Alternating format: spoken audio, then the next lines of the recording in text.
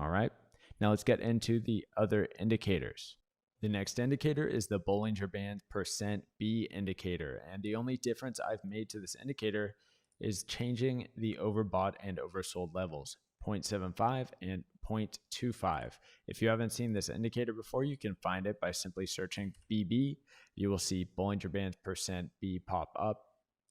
With this one, it's simply going to be a filter for longs and shorts, so you can only take a long when the Bollinger Band %B goes into the overbought, and you can only take a short when it goes into the oversold. The next one down is the Awesome Oscillator, and this is just default settings, but what I've done is add 2 horizontal lines to it. What I've done is go over here, go to horizontal line, and place the horizontal line directly onto the Awesome Oscillator. What you can then do is change the coordinates of these, 1 to +2 and then 1 to -2.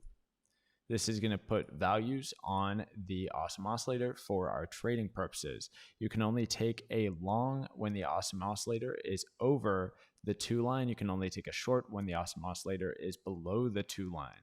Finally, we are left with the ADX, and this is also default settings, but I have added a horizontal line to it as well. So again, just come over here, grab a horizontal line, and plop it right on to your ADX.